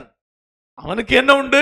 நான் உண்டு, நான் ஆண்டவர் உண்டு, அந்த ஆலயம் உண்டு, என்னுடைய ஆவிக்குரிய வாழ்க்கை உண்டு என்று அவன் தன்னுடைய ஆவிக்குரிய காரியங்களை குறித்து மட்டுமே சிந்தித்துக் கொண்டிருப்பான். அவன் அவபக்தியும் லௌகிக இச்சைகளை வெறுத்து தெளித்த புத்தியும் நீதியும் தேவபக்தியும் உள்ளவர்களாய் உலகத்திலே ஜீவனம் பண்ணுவார்கள். வரலையா சொல்லுமா? அப்படியானா இந்த தேவ பக்தி என்று சொல்லுகிறது சில காரியங்களை வெறுக்கும். அவனுக்கு உலக காரியங்கள் மேல் நாட்டமே இருக்காது.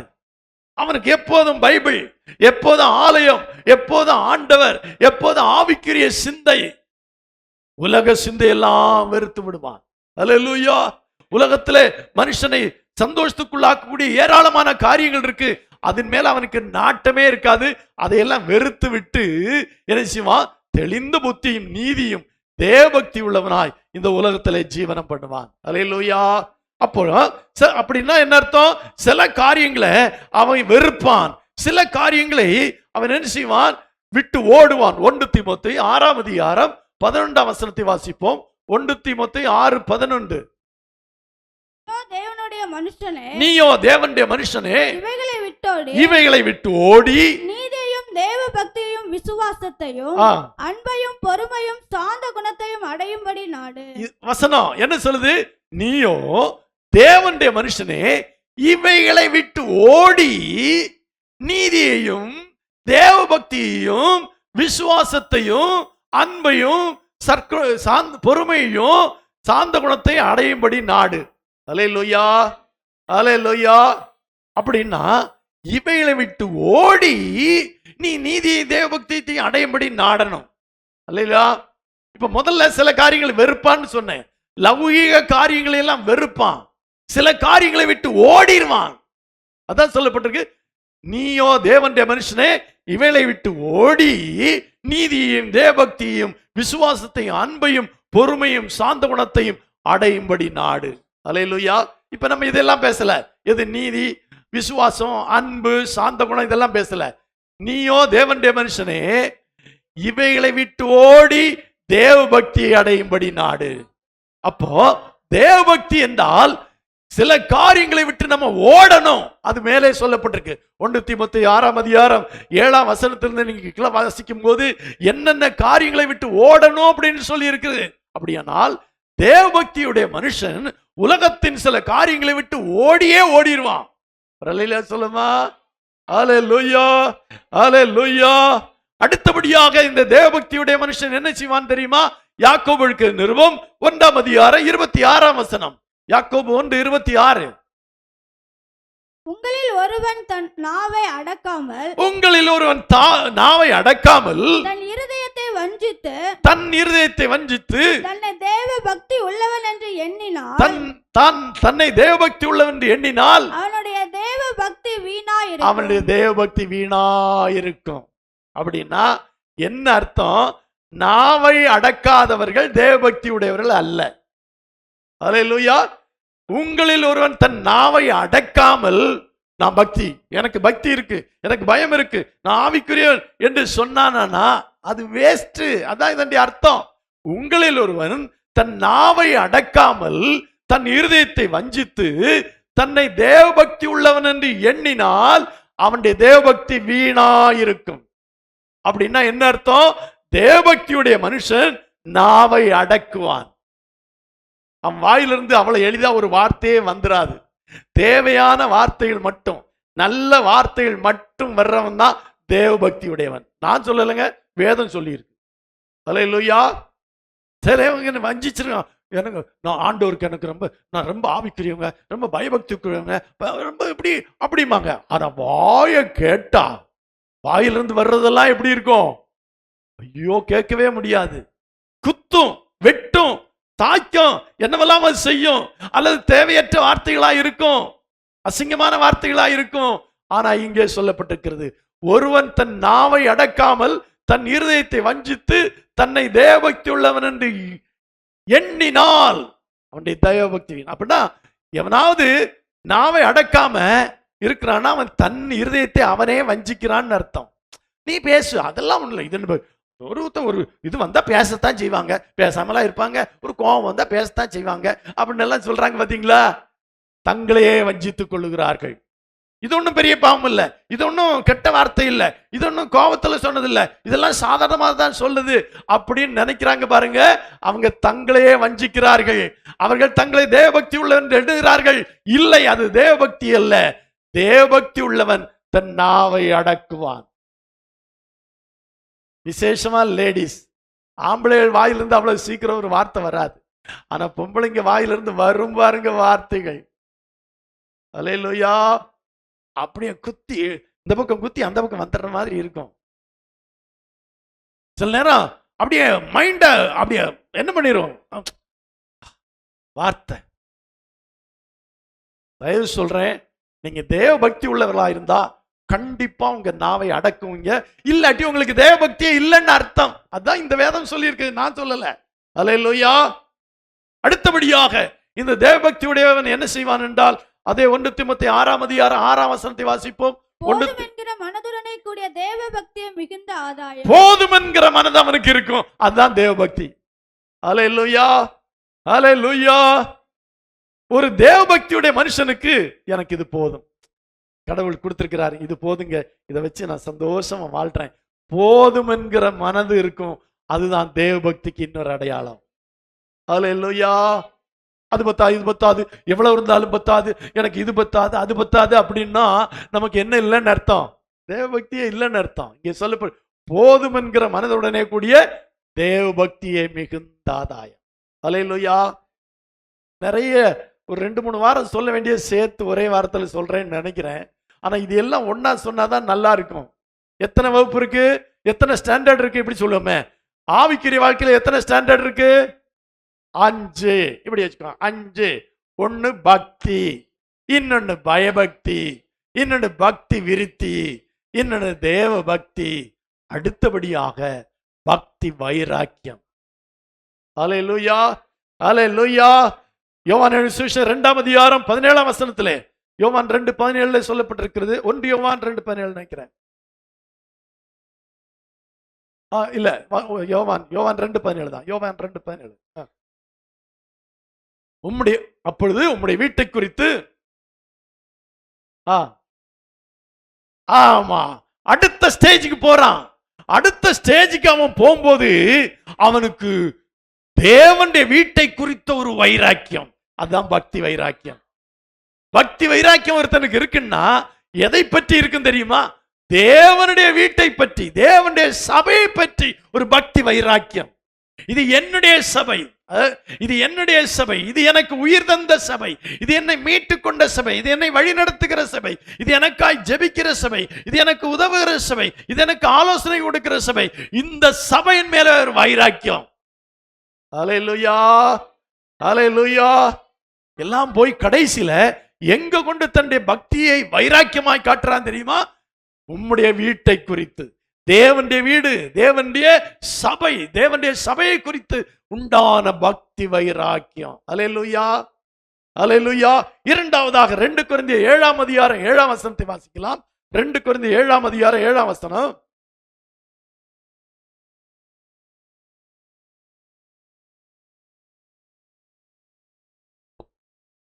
உங்கள் வாஞ்சையும் உங்கள் துக்கிப்பையும் என்னை பற்றி உங்களுக்கு உண்டான பக்தி வைராக்கியத்தையும் அவன் கண்டு உங்களால் அடைந்த ஆறுதலை தெரியப்படுத்தினதினாலும் நானும் ஆறுதல் அடைந்து அதிகமாய் சந்தோஷப்பட்டேன். அல்லேலூயா. இதை சுருக்கமாய் சொல்ல போனால், என்னை பற்றி உங்களுக்கு உண்டான பக்தி வைராக்கியம். பவுல் சொல்றாரு, என்னை பற்றி உங்களுக்கு உண்டான பக்தி வைராக்கியம். முதல்ல சபையை பற்றிய பக்தி வைராக்கியம். இது என்னுடைய சபை, இந்த சபையில வந்த, இந்த சபையில தான் நான் சாவேன். அல்லேலூயா. சாகிறவரை இந்த சபை தான் எனக்கு. அல்லேலூயா. இந்த சபையை பற்றிய வைராக்கியம் இங்கே சொல்லப்பட்டிருக்கிறது. என்னை பற்றி உங்களுக்கு உண்டான பக்தி வைராக்கியம். யார் சொல்றா? பவுல். அப்படின்னா என்ன அர்த்தம்? தேவ ஊழியனை குறித்த வைராக்கியம், பக்தி வைராக்கியம். அல்லேலூயா. இது எனக்கு தந்த கர்த்தர் தந்த மேய்ப்பன், இது எனக்கு என்னை நடத்துவதற்காக தேவன் கொடுத்த இந்த மேய்ப்பன். அல்லேலூயா. இவருடைய கரத்தினாலே நான் நன்மைகளை பெற்றிருக்கிறேன், இவருடைய கரத்தினாலே நான் ஞானஸ்நானம் பெற்றேன், இவருடைய கரத்தினாலே ஆவிக்குரிய வாழ்க்கையில வளர்ந்திருக்கிறேன். இந்த சபை ஊழியனை குறித்த ஒரு பக்தி வைராக்கியம். அல்லேலூயா, அல்லேலூயா. ஒருவேளை செத்து போனா இந்த பாஸ்டர் தான் என்ன அடக்கம் பண்ணணும். ஒரு அல்லேலூயா சொல்லுமா. அது கூட ஒரு பக்தி வைராக்கியம் தான். அல்லேலூயா. பவுல் சொல்றாரு, என்னை பற்றி உங்களுக்கு உண்டான பக்தி வைராக்கியத்தையும் அவன் கண்டான். அல்லேலூயா. அப்போ தேவனுடைய சபையை பற்றி ஒரு பக்தி வைராக்கியம், இரண்டாவது தேவ ஊழியனை குறித்த ஒரு பக்தி வைராக்கியம். அல்லேலூயா. மூன்றாவதாக அந்த பக்தி வைராக்கியம் உடையவர்கள் என்ன செய்வார்கள் என்றால், தீத்துக்கள் நிருபம் 2 அதிகாரம் 14 வசனம். தீத்து 2:14. அவர் நம்மை சகல அக்கிரமங்களில் நின்று மீட்டுக்கொண்டு தமக்குரிய சொந்த ஜனங்களாகவும் நற்கிரியைகளை செய்ய பக்தி வைராக்கியம் உள்ளவர்களாகவும் நம்மை சுத்திகரிக்கும்படி நமக்காக தம்மை தாமே ஒப்பு கொடுத்தார். இந்த பக்தி வைராக்கியம் எதுக்காக தெரியுமா? நற்கிரியைகளை செய்ய. ஒரு அல்லேலூயா சொல்லுமா. நற்கிரியைகளை செய்ய பக்தி வைராக்கியம் உள்ளவர்களாகவும் நம்மை சுத்திகரிக்கும்படி நமக்காக தம்மை தாமே ஒப்பு கொடுத்தார். அல்லேலூயா. பக்தி வைராக்கியம் எதுல விளங்கும் தெரியுமா? நல்ல கிரியைகளை செய்வாங்க, தீமையான கிரியைகளை செய்ய மாட்டாங்க, நல்ல கிரியைகளை மட்டும் செய்வாங்க. அல்லேலூயா சொல்லுமா. அல்லேலூயா. எல்லாம் கூட்டி குழப்புற மாதிரி இருக்கா? கொஞ்சமாவது புரிஞ்சுச்சா? இப்ப 5 காரியத்தை மட்டும் சொல்லி முடிப்போம். இந்த 5 ஸ்டாண்டர்டு மறக்க கூடாது. அல்லேலூயா. அந்த 5 ஸ்டாண்டர்டுக்கு மிக முக்கியமான காரியம் என்ன அப்படின்னு நம்ம பார்க்கிறோம். அல்லேலூயா. முதலாவது பக்தி. அல்லேலூயா. அது தேவனை குறித்த ஒரு அன்பு, ஒரு ஆர்வம், அவர் மேலே ஒரு ஆசை, அப்படி ஒரு விசுவாசம் அப்படின்னு சொல்லலாம். அல்லேலூயா. இரண்டாவது பயபக்தி. அல்லேலூயா. அந்த பயத்தோடு கூடிய பக்தி. முதல்ல பயத்தோட உள்ள பக்தி இல்ல, வெறும் பக்தி. ஆனால் இரண்டாவது ஸ்டேஜ் என்ன தெரியுமா? இந்த கர்த்தருக்கு முன்பாக பயந்து. அல்லேலூயா.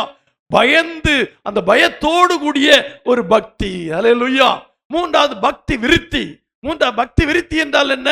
அதுல உறுதிப்படுதல், அதுல முன்னேறுதல், ஊன்ற கட்டுதல், நன்றாக தேவனை புரிந்து கொள்ளுதல், நன்றாக உறுதியாயிருத்தல், அதுதான் பக்தி விருத்தி. அடுத்தபடியாக தேவ பக்தி என்ன?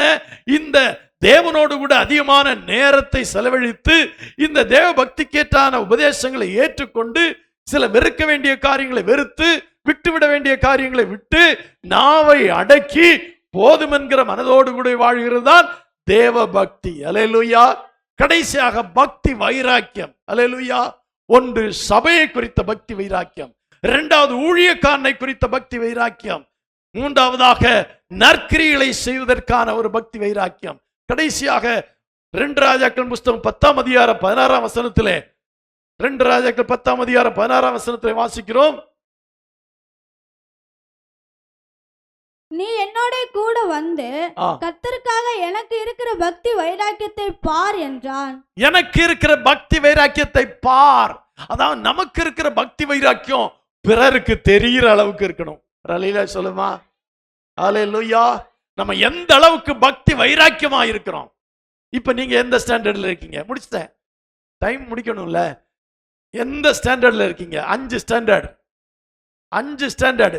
பக்தி, பயபக்தி, பக்தி விருத்தி, தேவ பக்தி, பக்தி வைராக்கியம்.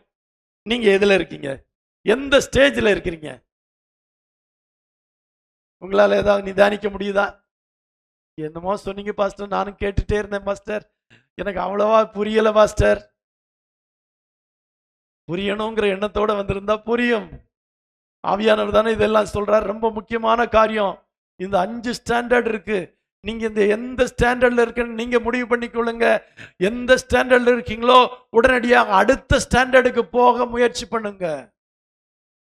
பக்தியா இருந்தா போதாது, எனக்கு பயபக்தி ஆகணும். பயபக்தியா இருக்கிறவங்க எனக்கு அந்த பக்தியை விருத்தி அடையணும். இருக்கிற பக்தி போதாது, இன்னும் விருத்தி அடையணும், அதுல உறுதி ஆகணும். அடுத்து அது தேவ பக்தியா மாறணும். என்னுடைய நேரம், காலம், பணம் எல்லாமே ஆண்டவருக்காக என்று சொல்லி ஒரு தேவ பக்தி உண்டாகும். கடைசியாக பக்தி வைராக்கியம். தேவனுடைய சபையை குறித்த ஒரு பக்தி வைராக்கியம், தேவ ஊழியனை குறித்த ஒரு பக்தி வைராக்கியம், இன்னும் நல்ல கிரியைகளை செய்வேன் அப்படிங்கிற ஒரு பக்தி வைராக்கியம் இருக்குதா? அடுத்த ஸ்டேஜுக்கு போவோமா? யாராவது 5வது ஸ்டேஜ்ல இருக்கீங்களா? பக்தி வைராக்கியமா இருக்கிறேன். தாவீது அந்த எலிசா சொன்னார், நான் பக்தி வைராக்கியமா இருந்தேன், கர்த்தருக்காக பக்தி வைராக்கியமா இருந்தேன். இப்படி பக்தி வைராக்கியமுடைய அந்த 5வது ஸ்டேஜுக்கு நம்ம வந்து சேரணும். அல்லேலூயா சொல்லுமா? அல்லேலூயா. முதல் ஸ்டேஜ்ல யாருக்கு? முதல்ல நான் 1ஆம் வகுப்புல இருக்கிறேன்னு எத்தனை பேர் சொல்லுவீங்க? நான் சேர்ந்த மாதிரியே ஒரு கம்பெனியில ஒரு அப்ரண்டிஸா சேர்ந்தேன், அப்ரண்டிஸாவே இருந்துக்கிறேன்னு எத்தனை பேர் சொல்லுவீங்க? இல்ல அடுத்த ஸ்டேஜ் போகணும், அடுத்த ஸ்டேஜ் போகணும்னு நினைப்போம்ல. ஒரு கல்யாணம் பண்ணிட்டேன் போதும் அப்படி இருக்க மாட்டோம். குழந்தைகள், வீடு, அது அப்படி ஒரு ஸ்டேஜ் போயிட்டே இருப்போம்ல. நமக்கு அந்த ஸ்டேஜ் எந்த ஸ்டேஜ்ல இருக்கணும்னு, அதுக்கு அடுத்த ஸ்டேஜ் போறதுக்கான முயற்சிகளை செய்யணும். அடுத்த வாரம் நீங்க எல்லாரும் ரொம்ப அமைதியா இருந்தீங்க, எத்தனை பேர் பெற்றீங்கன்னு தெரியல. அடுத்த வாரம் ஆவியின் வரங்களை குறித்து பார்க்க போகிறோம். ரொம்ப முக்கியமானது. அபிஷேகம் பெற்றிருக்கிறோம் நிறைய பேர், அபிஷேகம் பெற்று இன்னும் கொஞ்சம் பேர் தான் அபிஷேகம் பெறல, அவங்கள பெற்றுக்குவாங்க அடுத்த வாரத்துல. அந்த ஆவியின் அபிஷேகம் மாத்திரமல்ல, ஆவியின் வரங்கள் உங்களுக்கும் பிறருக்கும் சபைக்கும் பிரயோஜனமானது. அது எல்லாருக்கும் கிடைக்கும். எவ்ரிஒன். யாரெல்லாம் பரிசுத்தாவி வர்றாங்களோ அவங்களுக்கு பரிசுத்தாவின் வரமும் கிடைக்கும். என்ன வரம் கேட்கணும் நம்மளும் கேட்டுக்கலாம், ஆண்டவர் நமக்கு பிரயோஜனமான வரத்தை தர. 2 வழி இருக்குது. ஒன்று, நமக்கு என்ன பெரிய நம்ம தேவையா அதை ஆண்டவர் தருவாரு, இல்ல நாம கேட்டும் வாங்கிக்கலாம். 2 செய்யலாம். சொல்லுமா? அடுத்த வாரம் வரங்களை பெற போறோம். ஆனா இது ரொம்ப முக்கியமான சப்ஜெக்டுங்க. எந்த ஸ்டேஜ்ல இருக்கிறீங்க நீங்க? 5வது ஸ்டேஜுக்கு வரணும். கண்களை மூடி ஜெபம் பண்ணுவோமா? ஸ்தோத்திரம் ஆண்டவரே, உம்மை நாங்கள் நன்றியோடு துதிக்கிறோம், ஸ்தோத்திரிக்கிறோம். இந்த காலை வேளைக்காக நாங்கள் உமக்கு நன்றி செலுத்துகிறோம். எங்களுடைய பக்தியை குறித்து தேவன் இந்த காலை வேளையிலே தம்முடைய வசனத்தின் மூலமாய் எங்களோடு பேசினதற்காக நன்றி. அந்த வசனங்களை புரிந்து கொண்ட ஜனங்களுக்காக நன்றி. இந்த வசனங்களை ஒப்புக்கொண்ட ஜனங்களுக்காக நன்றி. ஆண்டவரே, நாங்கள் கடைசியிலே பக்தி வைராக்கியமுடையவர்களாய் காணப்பட எங்களுக்கு உதவி செய்யும். பக்தியிலிருந்து பக்தி வைராக்கியமுடையவர்களாய் மாற ஆண்டவரே கர்த்தர் எங்கள் ஒவ்வொருவருக்கும் உதவி செய்யும்படியாக நாங்கள் ஜெபிக்கிறோம். எங்களை தாழ்த்தி உடைய கரத்திலே ஒப்புக் கொடுக்கிறோம். இன்றைக்கு சபைக்கு வந்த ஒவ்வொருவருக்காக நாங்கள் ஜெபிக்கிறோம். ஆராதனையிலே கலந்து கொண்ட அனைத்து ஜனங்களுக்காக ஜெபிக்கிறேன். அவருடைய ஆவிக்குரிய வாழ்க்கையில வளர்ந்து பெருகி பக்தி வைராக்கியமுடையவர்களாய் மாறத்தக்கதாக கர்த்தர் அருள் புரிவீராக. இன்னைக்கு வந்த ஜனங்களே யார் யார் கவலையோடு வந்திருக்கிறார்களோ அவர்களுக்காய் விசேஷமாய் நான் ஜெபிக்கிறேன். ஆண்டவரே, அவருடைய கவலைகளை எல்லாம் கர்த்தர் எடுத்து போடுவீராக. அவளுடைய தேவைகளை கர்த்தர் சந்திப்பீராக. அவள் எதற்காக கலங்கி கொண்டிருக்கிறாளோ, எதற்காக புலம்பிக் கொண்டிருக்கிறாளோ, கர்த்தர் இந்த புலம்பல்கள் எல்லாம் ஆனந்த களிப்பாய் மாற பண்ணும். இந்த நாளில் ஒரு விசேஷித்த ஆவியானவர் அவர்களுக்குள்ளாய் கடந்து வருவீராக. அவளுடைய பிரச்சனைகளை மாற்றி போடுவீராக. அவளுடைய தேவைகளை அற்புதமாய் சந்திப்பீராக. ராஜா, ஸ்தோத்திரிக்கிறோம். தேவ கிருபை பிள்ளைகளை ஆட்கொள்ளட்டும். இயேசுவின் மூலம் ஜெபம் கேளும் பிதாவே, ஆமென்.